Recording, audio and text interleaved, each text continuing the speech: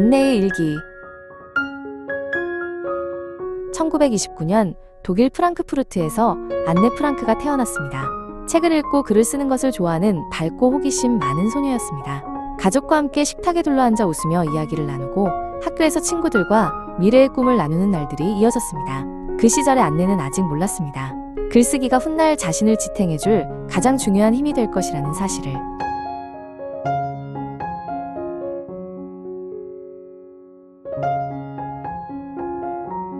(1933년) 히틀러가 집권하면서 유대인에 대한 차별과 탄압이 시작되었습니다.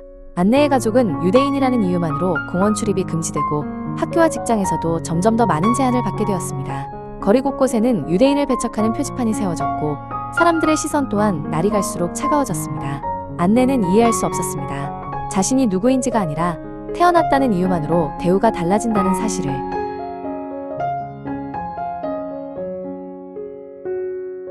가족은 점점 위험해지는 독일을 떠나 네덜란드 암스테르담으로 이주했습니다. 그러나 전쟁과 증오는 국경을 넘어 그들을 따라왔고 그곳 역시 더 이상 안전한 곳은 아니었습니다. 1942년 여름, 언니 마르고트에게 노동수용소로 가라는 소집 통지서가 도착했습니다. 가족은 더는 미룰 수 없다는 것을 깨닫고 오랫동안 준비해두었던 은신 계획을 실행하기로 결심했습니다.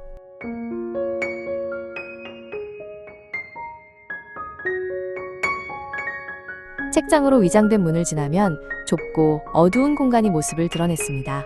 햇빛은 거의 들어오지 않았고 여러 사람이 함께 지내기에는 숨이 막힐 만큼 비좁은 장소였습니다.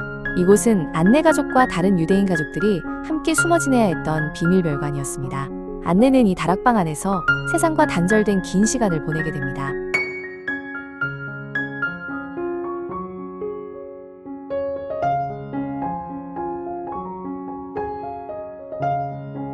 낮 시간에는 아래층 직원들에게 들키지 않기 위해 발소리 하나에도 신경을 곤두세워야 했습니다.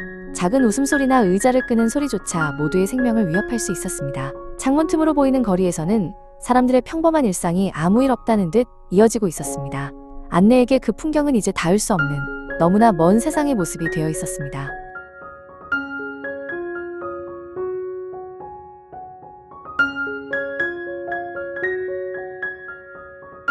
(1942년) 13번째 생일을 맞은 안네는 빨간 체크무늬 일기장을 선물로 받았습니다. 그녀는 이 일기장에 키티라는 이름을 붙이고 가장 친한 친구에게 말하듯 글을 쓰기 시작했습니다. 일기장은 누구에게도 말할 수 없던 생각과 감정을 솔직하게 털어놓을 수 있는 유일한 공간이었습니다. 안네는 글을 쓰는 동안 마음이 한결 가벼워지는 것을 분명히 느꼈습니다.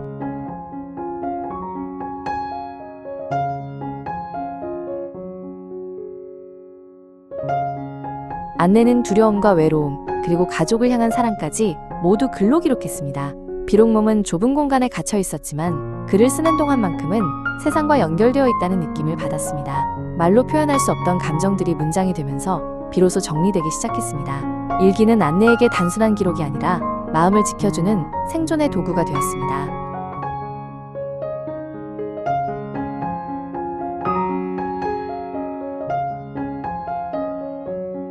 안네는 사람들에게 상처받은 순간들과 실망스러운 경험도 숨기지 않고 적어 내려갔습니다.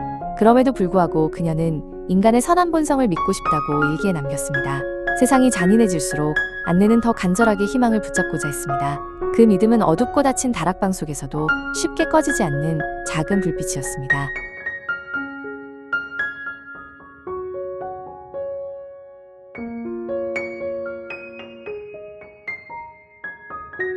안네는 언젠가 작가나 기자가 되고 싶다는 꿈을 여러 차례 일기에 적었습니다.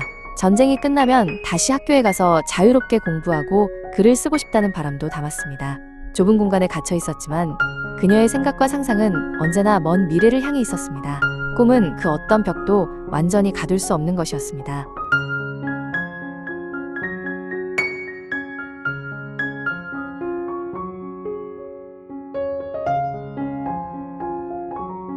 은신 생활은 몇 달이 아니라 1년, 그리고 2년으로 이어졌습니다. 시간이 길어질수록 긴장과 불안은 쌓였고 함께 지내는 사람들 사이의 갈등도 커져갔습니다. 안네는 특히 어머니와의 복잡한 감정과 갈등을 솔직하게 일기에 기록했습니다. 글은 점점 더 깊어졌고 안네의 생각 또한 빠르게 성장해갔습니다.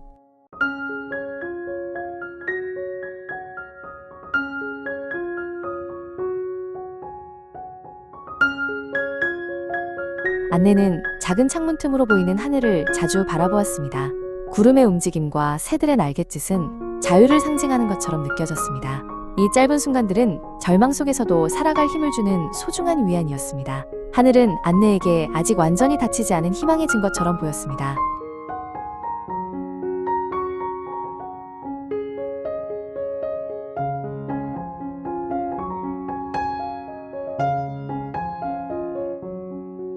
(1944년) 2년 넘게 이어진 은신처의 침묵은 갑작스럽게 깨졌습니다.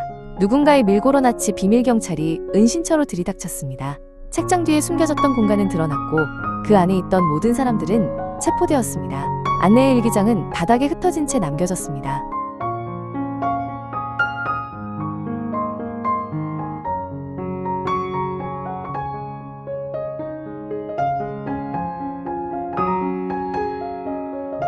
안내와 가족은 베스터보르크를 거쳐 아우슈비츠 수용소로 이송되었습니다. 그곳의 현실은 이전에 겪었던 두려움과는 비교할 수 없을 만큼 가혹했습니다. 굶주림과 추위, 질병 속에서 안내의 몸은 점점 쇠약해졌습니다. 일기는 더 이상 이어질 수 없었습니다.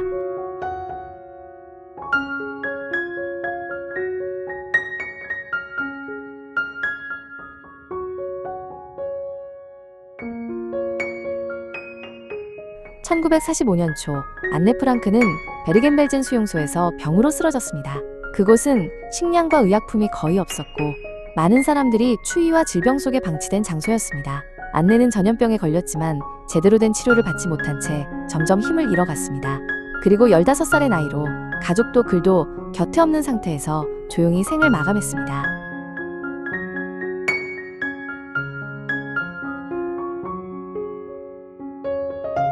전쟁이 끝나고 아버지 오토 프랑크만이 홀로 살아 돌아왔습니다.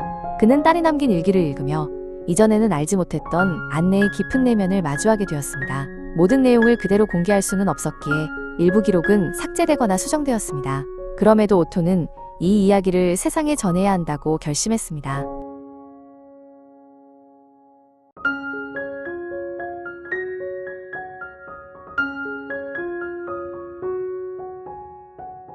안내의 일기에는 전쟁뿐 아니라 사춘기의 혼란과 감정의 기복도 담겨 있었습니다.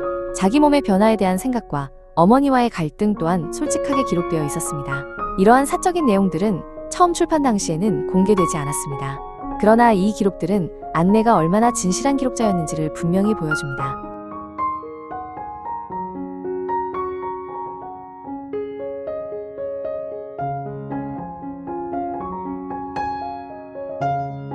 안내의 일기는 마침내 책으로 출판되어 세상에 전해졌습니다.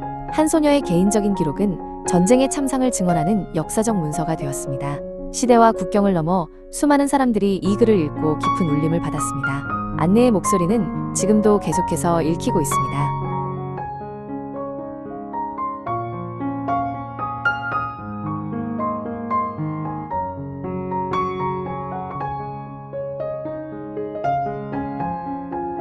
안네 프랑크는 짧은 생을 살았지만 그녀의 생각과 질문은 사라지지 않았습니다. 글은 어둠 속에서도 희망의 불씨를 남길 수 있다는 사실을 그녀의 일기가 증명했습니다. 안네의 글은 오늘을 살아가는 우리에게 여전히 말을 건넵니다. 우리는 무엇을 기억하고 어떻게 살아가야 하는지를